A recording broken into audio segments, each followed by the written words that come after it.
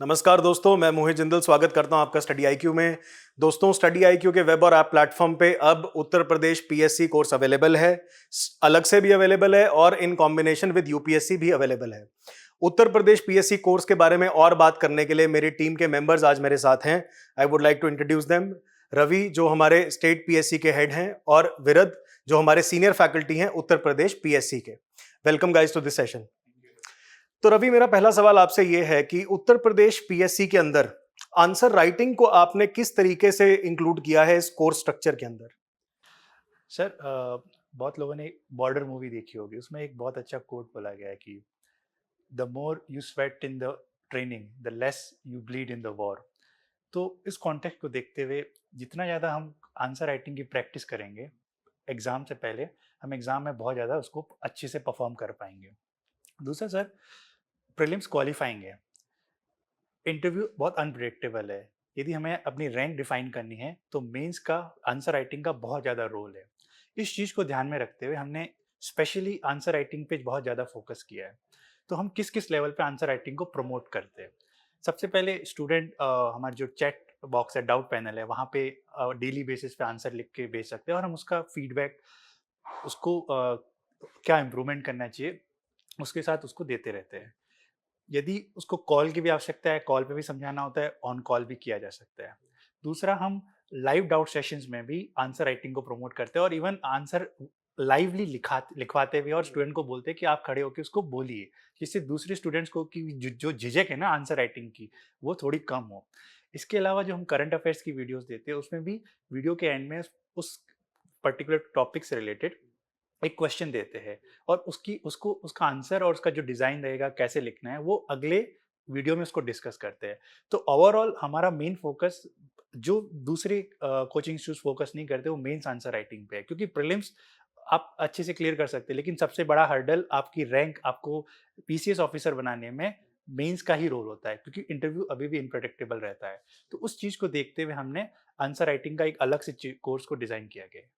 तो दोस्तों, रवि ने बहुत ही इंपॉर्टेंट हमें कुछ बातें बताई कि हमारे कोर्स के अंदर जो मेंस आंसर राइटिंग है वो एक तरह से ब्लेंडेड है लेक्चर्स के साथ। इसके अंदर आपको स्टैटिक और करंट दोनों ही एरियाज के जो क्वेश्चंस हैं वो प्रैक्टिस करवाए जाएंगे। इसके अलावा जो दूसरी सबसे इंपॉर्टेंट बात है वो ये है कि मेंस आंसर राइटिंग जो है वो ओवरऑल, अगर आप इस एग्जाम को क्लियर करना चाहते हैं तो सबसे इंपॉर्टेंट चीज वही है। क्योंकि अगर आप मेंस में अच्छे मार्क्स नहीं ला सकते तो कहीं ना कहीं आप एसडीएम जो है, आप एग्जाम क्लियर नहीं कर सकते। विरुद्ध, आप एज अ फैकल्टी मुझे ये बताएं कि आंसर राइटिंग की अप्रोच क्या है। मतलब बहुत बच्चों के सवाल आते हैं हमारे पास मेंटरशिप सेशंस में भी कि सर आंसर राइटिंग को अप्रोच कैसे करें, तो उसके बारे में कुछ बताएं। देखिए सर, इसमें जैसे आपने एज अ टीचर पूछने का प्रयास किया, लेकिन हम थोड़ा पीछे से जा करके और बताएंगे कि एज अ स्टूडेंट थोड़ा लें, फिर हम टीचर के ऊपर आएंगे। कि जब हम प्रैक्टिस करते हैं तो स्टूडेंट्स की एक सबसे ह्यूज मिस्टेक जो होती है, जो पहली पहली बार आ रहे हैं, यूपीएससी की तैयारी कर रहे हैं, यूपीपीएससी की तैयारी कर रहे हैं, तो उनको पहले तो ये रहता है कि अगर हम प्रीलिम निकालेंगे तो मेरे लिए एक माइलस्टोन होगा। तो मैं यही बोलना चाहता हूँ कि अल्टीमेटली आप जब एसडीएम बनने का सपना ले रहे हो तो आपको क्रॉस तो इंटरव्यू तक करना ही पड़ेगा। लेकिन जब हम मेंस को नहीं टारगेट करेंगे तो हम प्रीलिम को हमेशा पास करते रहेंगे और उसी में ही सेटिस्फाई होके हम हट जाएंगे और अल्टीमेटली हम जिस लेवल पे हमें जाना चाहिए वहाँ नहीं जा पाएंगे। सो एक ये है कि आप प्रीलिम्स को तो रखो ही, लेकिन मेंस प्रोस्पेक्ट में हम तैयारी करो। इसीलिए हम ये चाहें कि मेंस को हम ऐसे भी कह सकते हैं कि मेंस का जो एग्ज़ाम है ना, वो आपका एक तरीके से रिटन इंटरव्यू है। आप फेस करते हो इंटरव्यू, वहाँ तो जस्ट इंटरेक्शन होता है, वो आपके तमाम तरीके के इर्द-गिर्द के क्वेश्चंस पूछते हैं। बट वो जो क्वेश्चन है, जो जिसको हम बोल सकते हैं रिटन इंटरव्यू, उसकी प्रिपरेशन करने के लिए सर ने कभी, जब अपनी टॉकिंग स्टार्ट हुई तो उसमें एक डायलॉग बोला सर ने कि हम जब खेत में पसीना बहाते हैं अब, या प्रैक्टिस में पसीना जब बहाते हैं तो हमें बैटलफील्ड में पसीना खून नहीं बहाना पड़ता। तो जस्ट लाइक इसी चीज़ को ध्यान में रखते हुए शुरुआत से ही हम मेंस प्रैक्टिस के ऊपर ध्यान देते हुए ये कोर्स को डिज़ाइन किए हैं। इसमें मेन बात ये है कि जो यूपीपीएससी का कोर्स है, वो यूपीएससी को भले ही फॉलो करता है, लेकिन थोड़ा-सा डिफरेंसेस हैं। स्टेट लेवल पे स्टैटिक पॉइंट के ही आपको मेंस के क्वेश्चंस मिल जाते हैं। चाहे वो आपके आर्ट एंड कल्चर सेक्शन के हों, या फिर इंटरनेशनल लेवल से कोई भी क्वेश्चन उठाया जाए या फिर किसी सब्जेक्ट स्पेसिफिक से उठाया जाए, तो सीधा सीधा क्वेश्चन रहता है। उसको डील करने के लिए इन डेप्थ नॉलेज जो आपको होनी चाहिए वो हम इसमें प्रोवाइड करा रहे हैं। तो ये स्ट्रक्चर है इस तरीके का कि बच्चे को वो डेप्थ नॉलेज रहे, स्टेट स्पेसिफिक हो या फिर कोई भी सब्जेक्ट स्पेसिफिक हो, वो उसमें मिलेगा। सर इसमें मैं एक और चीज़ ऐड करना चाहूँगा कि सर इसमें मेंस आंसर राइटिंग में वैल्यू एडिशन बहुत ज़्यादा मैटर करता है कि केस स्टडीज़ कैसे लिख रहे हैं, एग्जाम्पल्स कैसा है आपका, वो बहुत ज़्यादा मैटर करता है। तो जब हम सब करंट अफेयर की जो क्लासेस करवाते हैं तो हमारा फोकस, हमारा अप्रोच भी वही रहता है कि हम ज़्यादा से ज़्यादा केस स्टडीज़, एग्जाम्पल्स उनको बताएं, डेटा बताएं, फ्लो चार्ट बताएं, किस तरीके से प्रेजेंटेशन होना चाहिए।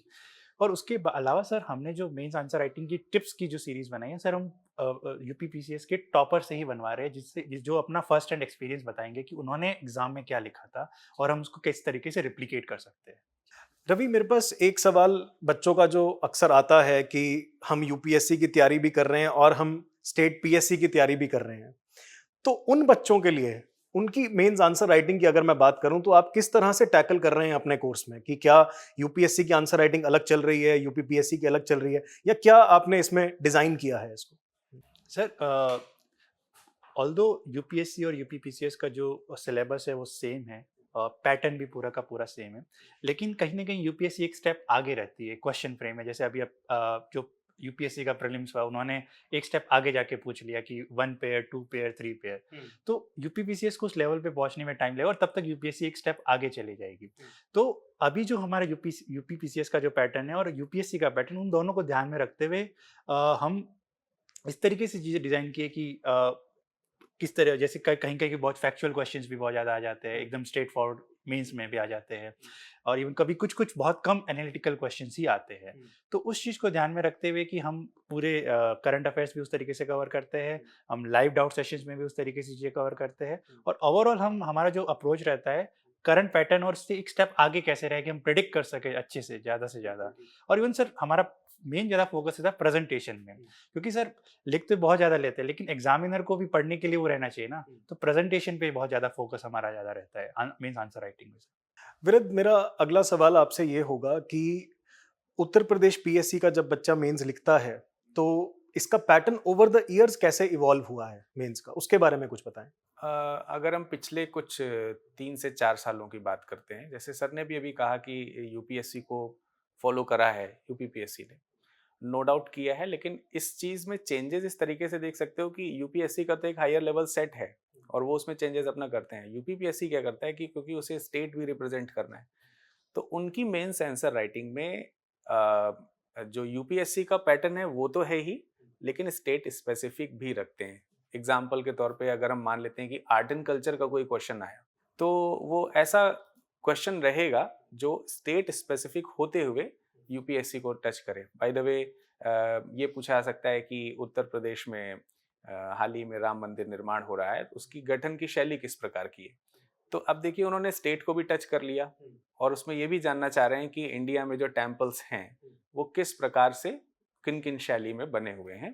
तो ये कुछ पैटर्न चेंज करके आए, जबकि पहले जो होता था, पहले अगर आप 5-6 साल पहले का अगर यही चीज़ उठा के देखें कि कैसे उन्होंने क्वेश्चन किया इसी क्वेश्चन को, तो वो ये करते हैं कि आप मथुरा शैली में बने हुए मंदिर के बारे में बताइए।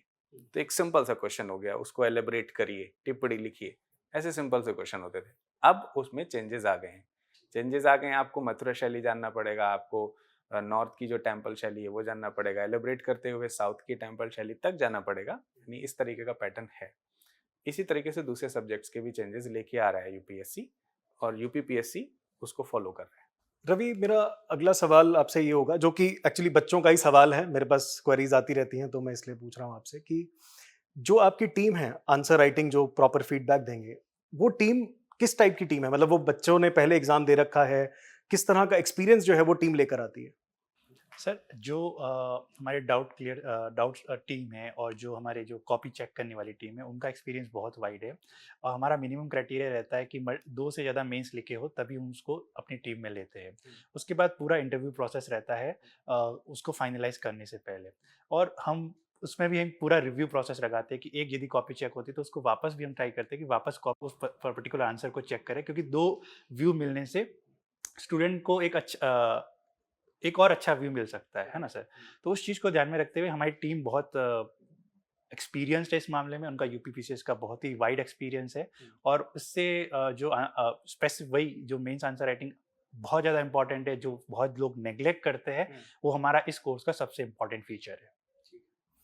विरद, एक जो और क्वेरी मेरे पास आई वो ये है कि बच्चों का अक्सर कहना है कि जो बाकी इंस्टीट्यूट्स में जब उनको आंसर राइटिंग का एक फीडबैक मिलता है तो उन्हें सिर्फ ये बता दिया जाता है कि आपके आंसर में ये कमी है वो कमी है, बट उस कमी को पूरा कैसे करें, उसका रास्ता कैसे बनाएं, उस लेवल तक कैसे पहुंचें, यहाँ पे अक्सर वो चूक जाते हैं। तो इस चीज का क्या हमने किस तरह से ध्यान रखा है हमारे इस प्रोग्राम में? एग्जैक्टली सर, ये प्रॉब्लम्स आती हैं और इस पर जो हमारी इंटायर टीम है उस पर डिस्कशन हुआ था। डिस्कशन ये हुआ था कि हम बच्चे को बेसिकली इन सब चीज़ों के लिए बच्चा ऑफलाइन को प्रिफर करने लगता है, तो उस चीज़ को हमने ऑनलाइन में इस तरह से दिया है कि जो उसकी प्रॉब्लम है, प्रॉब्लम यही होती है कि हम कैसे अपने क्वेश्चन को टीचर से या जो भी हमारे मेंटर हैं उनसे हम 1-to-1 इंटरेक्शन करते हुए फुलफिल कर सकें। तो सबसे बढ़िया ऑप्शन इसमें एक है जो कि बच्चों को और जगहों पर शायद ही मिलेगा कहीं, वो ये है कि आप 1-to-1 इंटरेक्शन रखेंगे लाइव में भी, और उसमें एक पैटर्न कुछ इस तरीके का भी फॉलो हम कर रहे हैं, जैसे कि आपका कोई क्वेरी है या कोई क्वेश्चन है, हमने आपको क्वेश्चन दिया, आपने उसका आंसर हमें दिया लिख करके, हमारी टीम ने उसे चेक किया और उसके बाद हम सेशन में ये रखेंगे कि अगर उस पर भी किसी प्रकार का क्लैरिफिकेशन स्टूडेंट को चाहिए तो उसके लिए अलग से लाइव सेशन रहेगा और उसमें एक एक बच्चे को हम टैकल कर सकते हैं, उसकी क्वेरी का आंसर दे सकते हैं और उसके मन में उससे क्वेश्चन से रिलेटेड दूसरे क्रॉस क्वेश्चन जो आ रहे हैं वो उसी समय ही पूछ करके उसे खत्म कर सकता है। तो ये एक ऐसा फील होगा कि ऑनलाइन रहते हुए भी वो ऑफलाइन वाला जो उसको एक जो फैसिलिटी है वो हम प्रोवाइड कर रहे हैं, जो कि यूनिक है इस पूरे हमारे पूरे कोर्स में। इवन सर हमने हर क्वेश्चन के साथ जो भी स्टूडेंट लिख के भेजता है उसके साथ क्राइटेरिया फिक्स किया है कि ये पर्टिकुलर चीज़ है तो इसमें ये मिलेगा, जैसे इंट्रोडक्शन कैसा है, कंक्लूजन कैसा है, प्रेजेंटेशन कैसा है, इनोवेशन है या नहीं आंसर में। तो इन सब क्राइटेरियाज की बेसिस पे हम है ना सजेशंस भी देते हैं और मार्किंग भी करते हैं, जिससे स्पेसिफिक अगली बार जब स्टूडेंट आंसर लिखेगा तो उस चीज़ को स्पेसिफिकली ध्यान रखे, क्योंकि एक नंबर दे देना कि जब 10 में 5 आ गए, लेकिन इम्प्रूव कैसे करना है, इसलिए हमने उस चीज़ को डिवाइड किया कि इतने पैरामीटर्स है, इसमें स्पेसिफिकली आपको ध्यान देना है। बिल्कुल सही बात है, क्योंकि बच्चों को अक्सर अटेम्प्ट पेपर पूरा लिख लेते हैं बट उसके बाद पता नहीं रहता कि यार क्या इंप्रूव करें और कैसे इंप्रूव करें।